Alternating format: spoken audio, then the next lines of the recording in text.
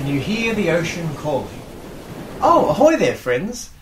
Today we're going on a spellbinding voyage to distant, exotic lands. We'll encounter charismatic heroes, dastardly villains, princes, princesses, a roaring ocean, and much more. There's fun for the whole family, so pack the swimming trunks and let's go.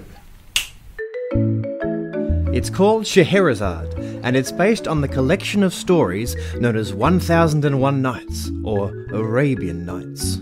The story for Aladdin was taken from the same collection, you know. The music we're going to hear today was written by the Russian composer Nikolai Rimsky-Korsakov in 1888. Let me tell you the story that it's based on. There once was a stone-cold sultan who decided, one grave afternoon, that he was going to execute all of his many wives. What a meanie. But one of these wives, the clever Scheherazade, comes up with a cunning plan. She would distract and delay the Sultan by telling him fantastical stories of adventure, danger, and heroism, and she would keep telling these stories for night after night, for 1001 nights, until he finally gets over it and decides to call the whole execution thing off. Clever cookie. This piece of music by Rimsky-Korsakov evokes not only the overall narrative of the Sultan and Scheherazade, but also the very stories she tells to save her life. The whole work might be seen as stories within a story, as the composer brings these fanciful tales to life right before our very ears. Okie dokie, there are 4 parts to this piece, and Rimsky-Korsakov has very kindly given them all names, which will give us some sort of a starting off point. But before we set off, I'd like to introduce you to the 2 musical characters who appear throughout today's adventure. There's that of the intimidating Sultan,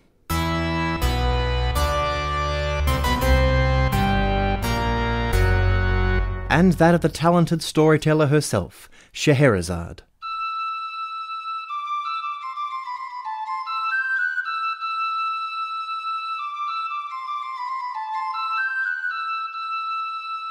Okay kids, let's go! Part 1. The Sea and Sinbad's Ship. Things kick off with the theme of the Sultan.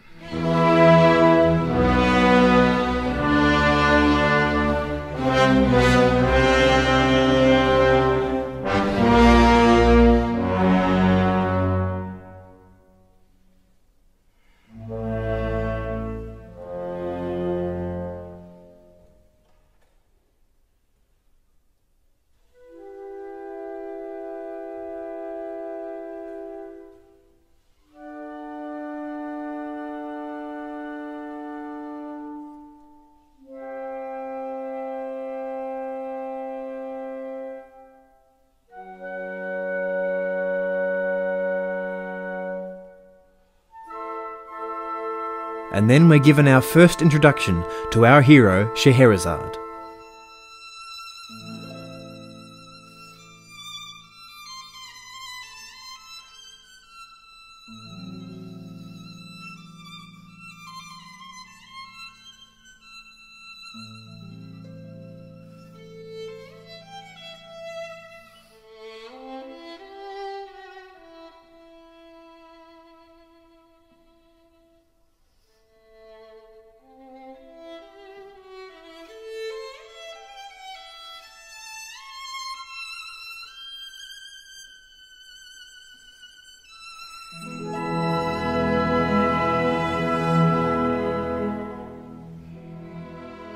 Scheherazade begins to tell her first story, and we are transported to the sea, where we find a hero named Sinbad sailing along on his boat.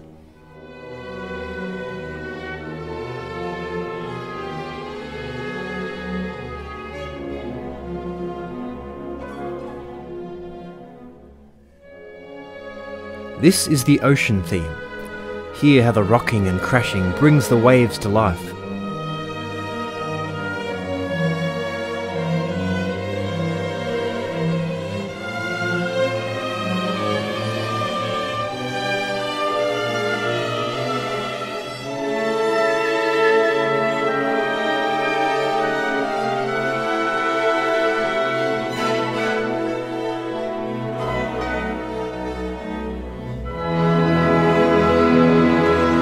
This theme will grow and develop as the piece goes on. Soon the theme is played on just a few instruments, but it still has all the movement you'd possibly want from an imaginative ocean.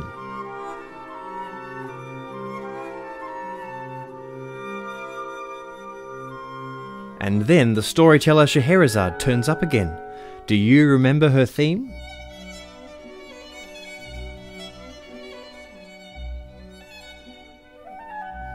So she's turned up again, now skipping across the surface of the ocean inside her own story.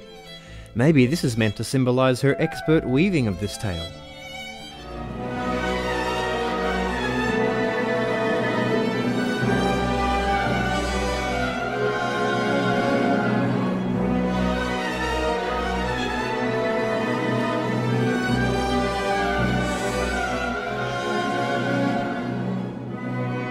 And then the Sultan shows up again. Do you recall what he sounds like?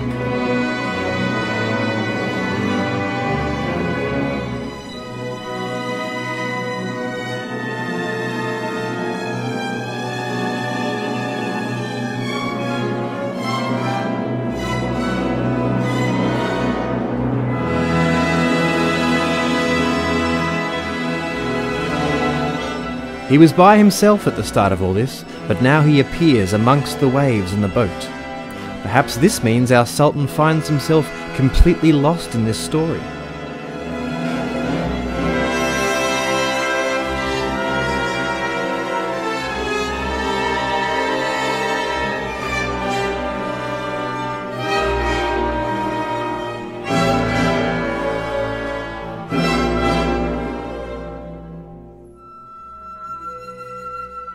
For you see, even in a work with such obvious storytelling and fantastical intentions like this, the composer wants your imagination to have free rein, and not every moment has to have a direct, objective image attached to it.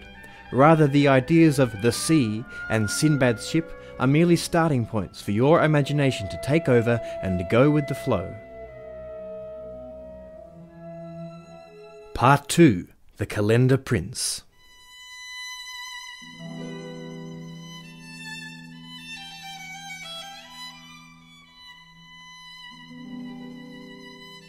We start again with our hero, Scheherazade.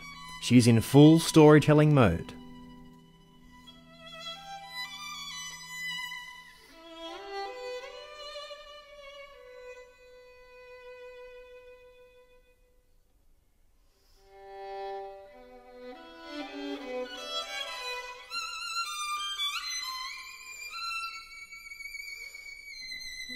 Then, as her next story begins, we hear this theme, which makes me think of an exotic palace. Is this where the Calendar Prince lives, perhaps?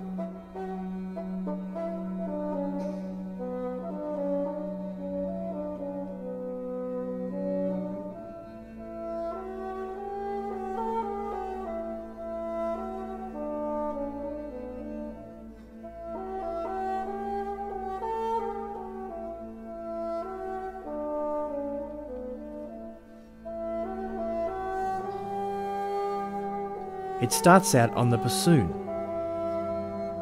Then the oboe has a go.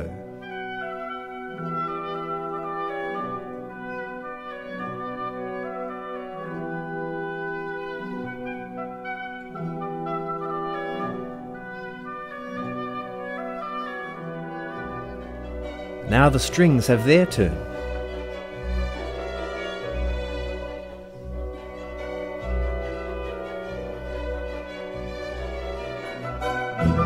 And it's like a sort of dance now.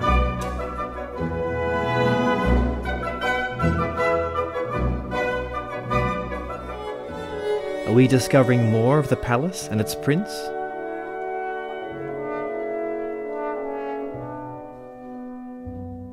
Then who should quietly turn up but the Sultan?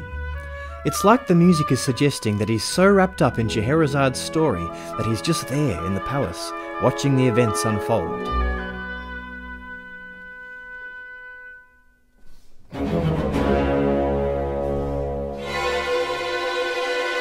Then a fanfare.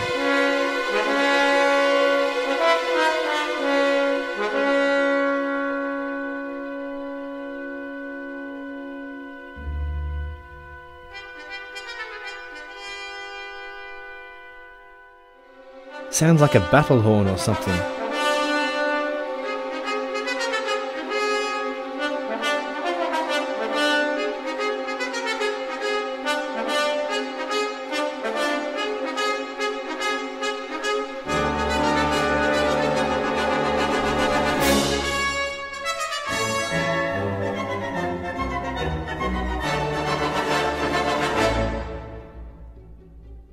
Then there's this.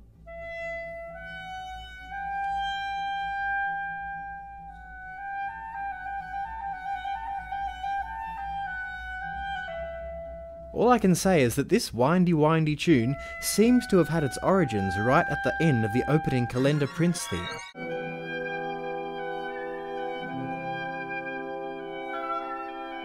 But now it has become its own entity.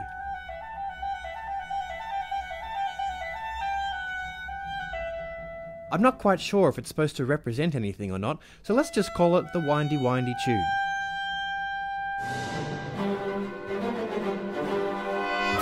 Later on, the fanfare seems to become its own little dance tune.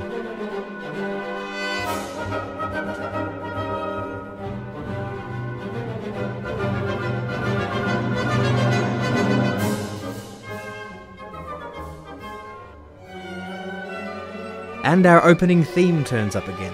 Though, is it just me, or does it seem a bit agitated to you?